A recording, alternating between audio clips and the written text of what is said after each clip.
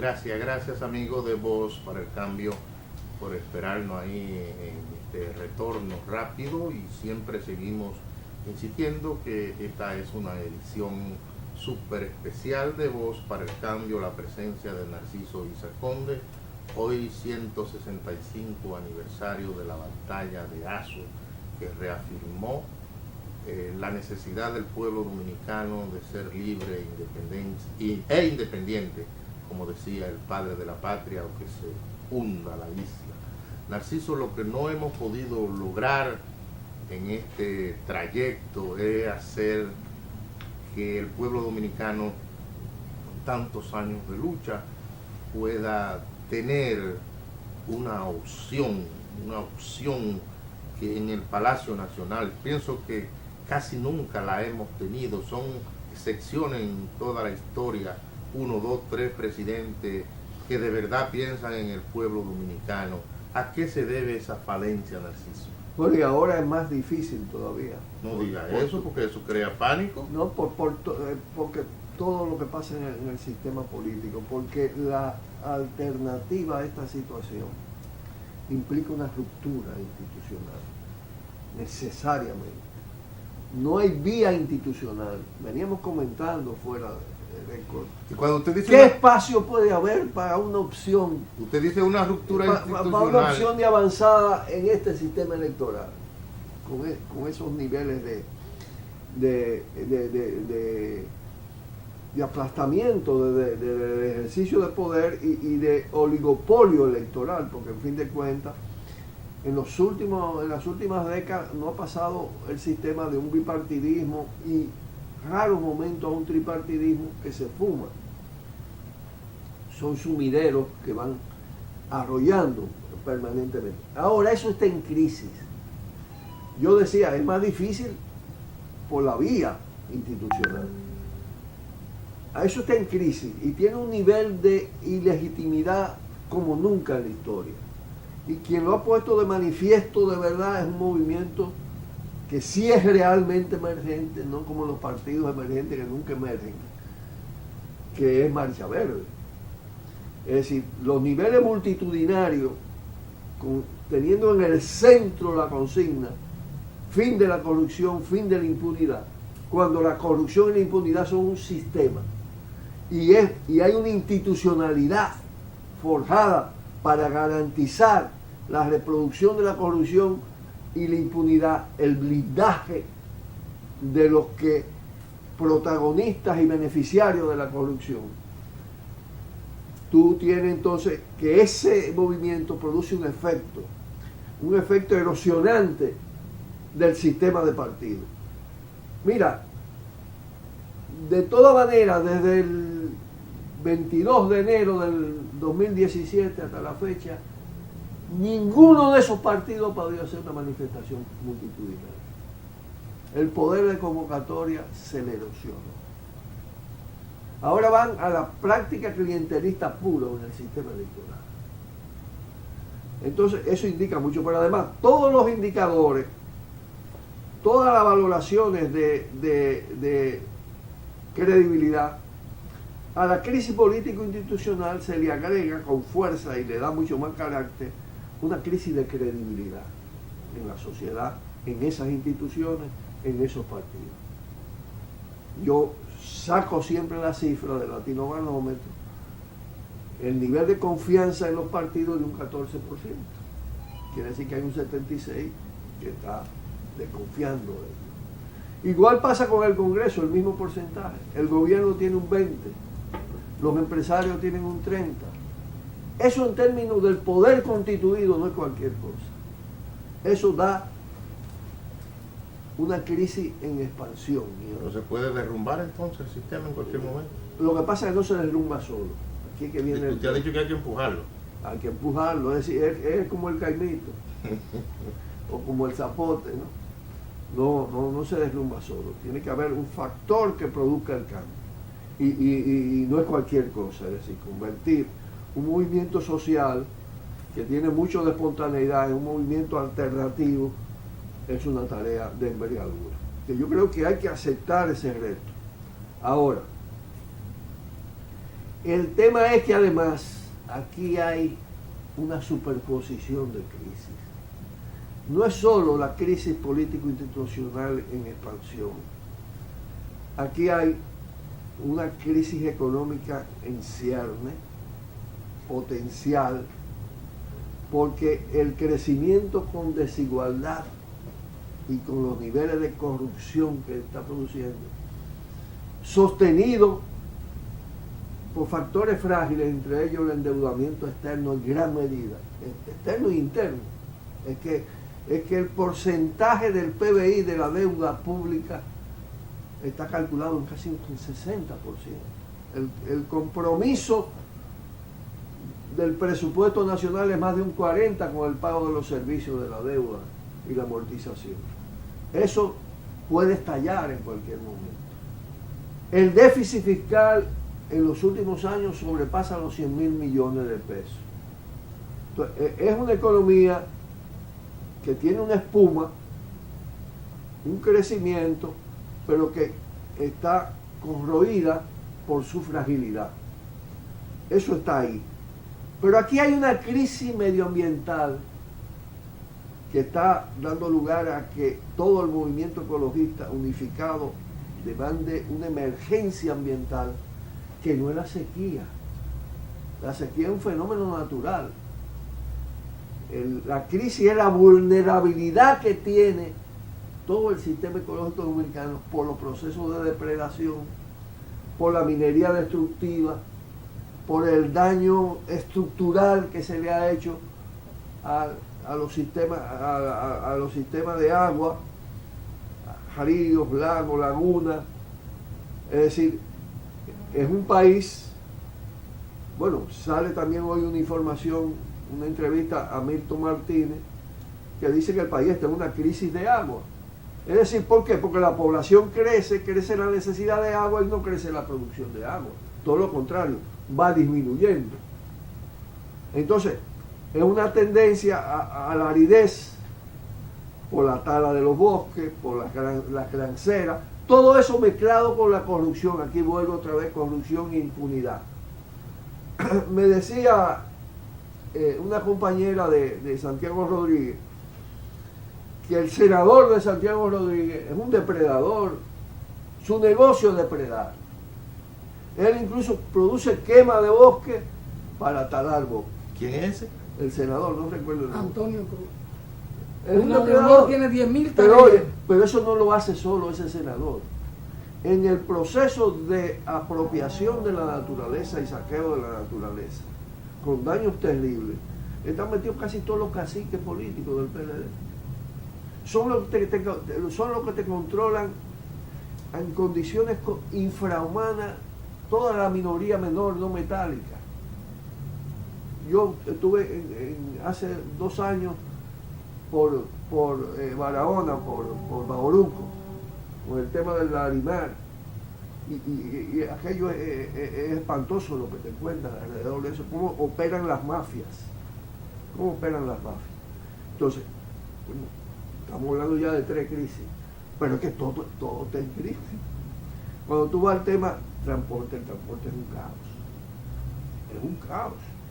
Pero y el tema de la delincuencia como generada por un Estado delincuente, por esa asociación delictiva, Estado, delincuencia privada, sector privado, que se reproduce constantemente y que contamina parte de la sociedad, te genera una población juvenil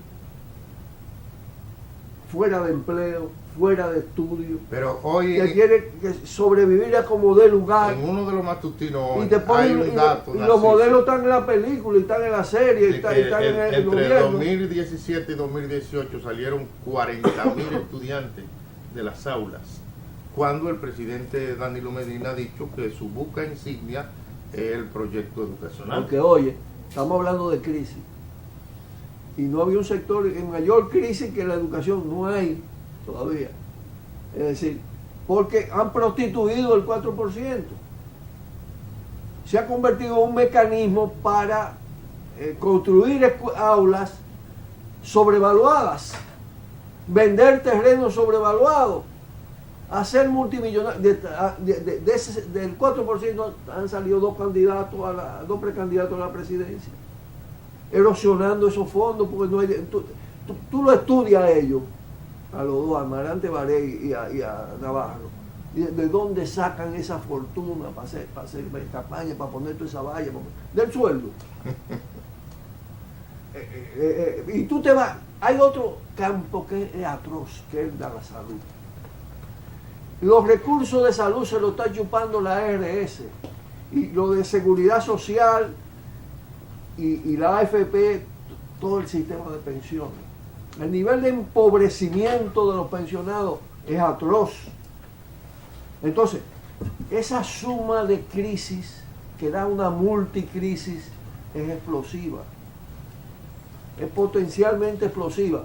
Ahora, repito, las sociedades pueden vivir en crisis y en caos incluso, y hasta con procesos destructivos. Bueno, está también todo lo que significa el poder transnacional y no solo sus amenazas, sino sus prácticas de saqueo de las riquezas del país.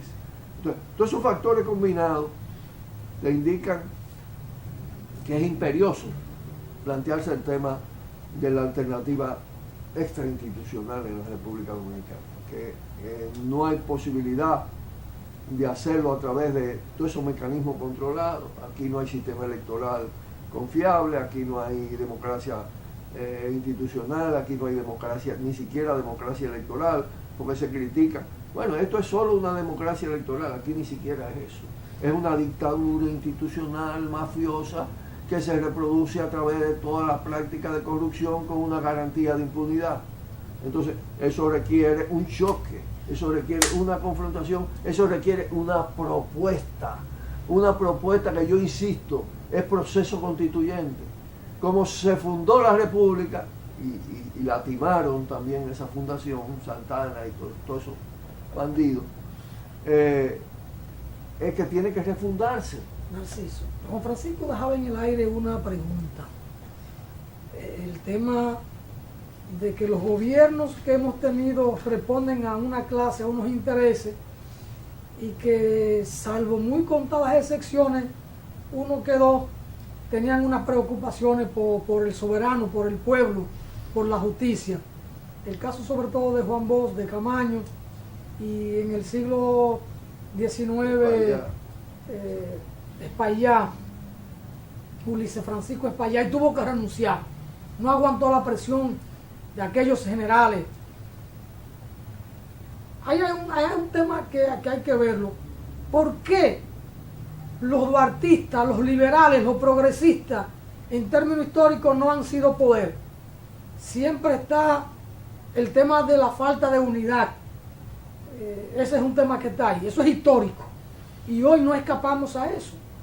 Cierto que estamos en un cuadro de crisis múltiple. Hay crisis en todos los sectores.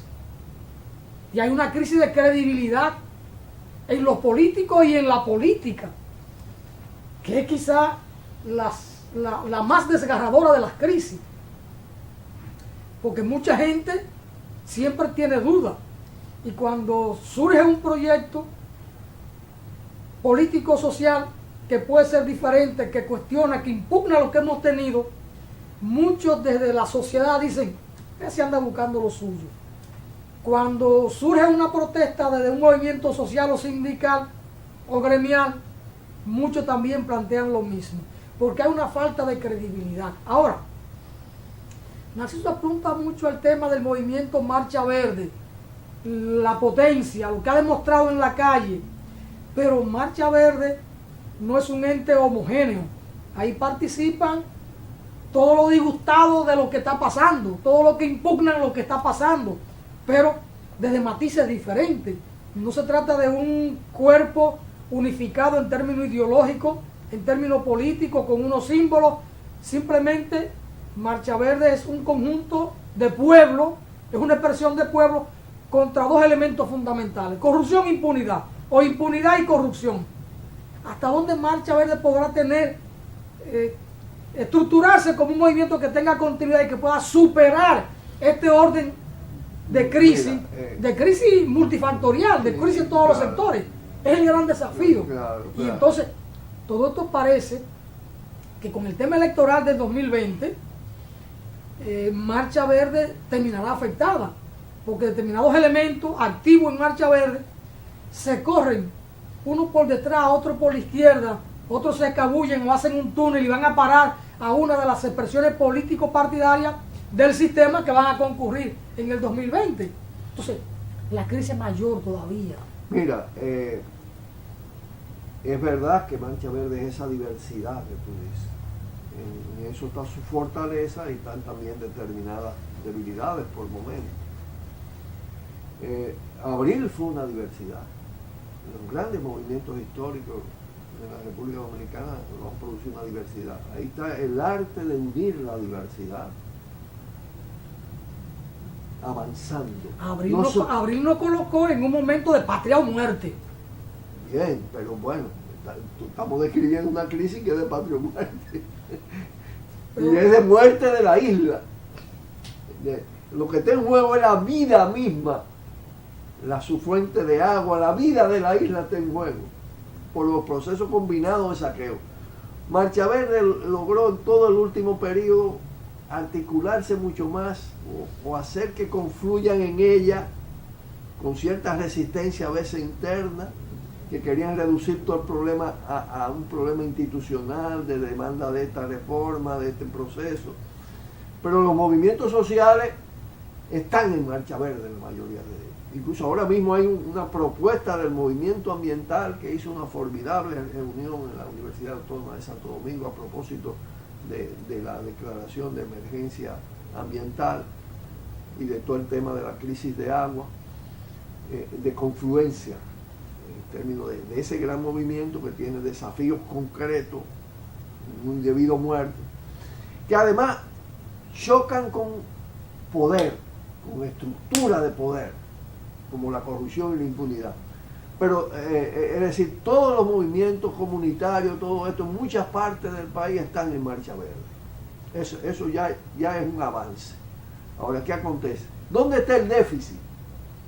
En que todavía Marcha Verde no logra, comenzó el proceso de debate y se frenó, tener una propuesta política. Porque Marcha Verde no puede ser solo un movimiento social. No es un movimiento. Desde el momento mismo en que agarró la consigna corrupción e impunidad, y que la corrupción e impunidad son sistemas, no puede ser un movimiento simplemente social, es un movimiento político-social, que requiere de una propuesta política transformadora, en tanto el Estado y el poder constituido impide sus reclamos. Entonces tiene que avanzar audazmente, con toda la inteligencia del lugar, hacia hacer un movimiento que propicie una ruptura. Y que diga, no, esto está agotado, se requiere refundar esto, abrazar la propuesta constituyente. Los controladores del sistema, vale decir los partidos políticos, los empresarios, han cooptado a los gremios y a los sindicatos. Por ejemplo, la AMPA, el sindicato de los agrónomos, no participa en Marcha Verde. La ADIA, de los ingenieros agrónomos, no participa. El CODIA tampoco. El Colegio Médico, que tiene una composición diferente, tampoco participa ahí activamente. Pero son procesos. Las centrales sindicales que andan en su mundo, por ejemplo, ¿cómo tú logras que un dirigente como Pepe Abreu, con el poco influencia que pudiera tener, participa si hace parte del propio sistema? Mira, eso... y lo propio Gabriel del Río. El tema es el siguiente. Mira, el movimiento sindical organizado no es ni siquiera un 10% de los trabajadores. No llega al 4. Al 4 no llega. No llega al 4. Tú conoces esa área. No llega al 4%. Son sindicatos ficticios. Son burocracias sindicales, con uno que otro afiliado. Esos trabajadores que están afiliados a esos sindicatos incluso, van a Marcha Verde. Un domingo, después tienen que irse a trabajar. No, claro, pero lo que te quiero decir, su corazón está en Marcha Verde, no está en la dirigencia sindical, negociadora y cosas. Pero para quebrar este orden de cosas con toda la crisis, igual pasa, requiere un movimiento consistente y permanente. Igual pasa con los movimientos gremiales más controlados por el propio sistema. Esto hace más complejo el proceso, porque tenemos una cantidad de fuerzas sociales que no están organizadas corporativamente o tienen una expresión corporativa flaca, débil, pero están ahí y se mueven con las grandes demandas y los grandes movimientos. Y eso es Marcha Verde. Marcha Verde puede mover todo eso. La cantidad de profesionales diversos que tú ves en Marcha Verde. Pero además, cuando se hacen las encuestas, que se las pueden hacer todavía, los niveles de simpatía son apabullantes en favor de Marcha Verde. Llegó a tener más de un 80%. Ahora, los retos de la tarea de enfrentar un sistema como el que está montado da lugar a que se den lo que yo llamo procesos de decantación. Hay una parte que, aproximándose al proceso electoral, no quiere apostar al riesgo de la ruptura, de las luchas extrainstitucionales, del proceso constituyente, de todo esto, y dice, me inclino por buscar posiciones. Creo un determinado liderazgo, creo que cometen un grave error. Primero porque esos espacios allá están muy condicionados. Segundo porque dan la imagen de uso de un movimiento que generó una esperanza enorme para fines particulares. Se da esa imagen. Tú puedes decir, bueno, hay uno que otro que tiene la intención de usar esa posición para... Pero tú sabes lo que se produce aquí, hasta con el tema de las regidurías, las alcaldías, todo esto. Es decir, aplastan la disensión, lo controlan por la vía del presupuesto. Todo eso está demostrado. ¿Qué ha pasado con la gente que ha salido electa, que pertenece incluso hasta movimientos de izquierda, en el Estado Dominicano actual? ¿Dónde se sienten? ¿Qué hacen? La excepción quizá de Fidelio. Fidelio es un Quijote en la lucha, ¿tú entiendes? Un hombre con una ética, entonces tiene un lugar ahí. Pero en general eso no da producto, no da resultado. El régimen el sistema se sigue reciclando y pudriendo. Hay que atreverse, hay que plantearse una línea audaz. Es decir, hay que hacer colapsar estas instituciones a partir de un ejercicio.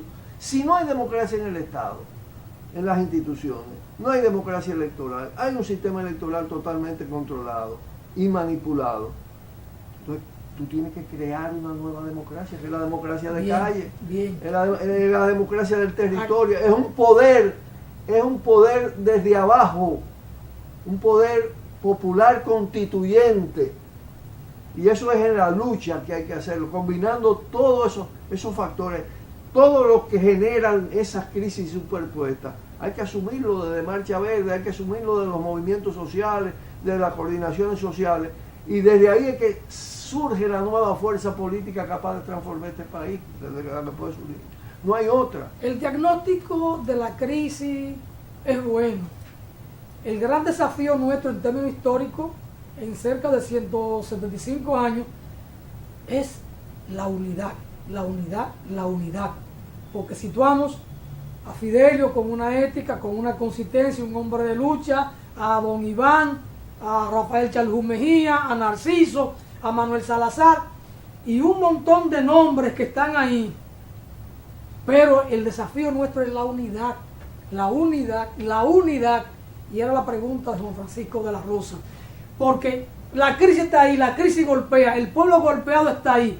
¿Cómo lograr la organización de ese pueblo? La creación de conciencia para que como un solo cuerpo el pueblo pueda golpear y ejercer la democracia de calle. Ese es el gran desafío. Ahora, mira, y este espacio, Voz para el Cambio y Tiro al Blanco, son abanderados de la democracia de calle. Vamos a una pausa, Narciso. Después de ella seguimos con el tema. Vamos arriba, señor director.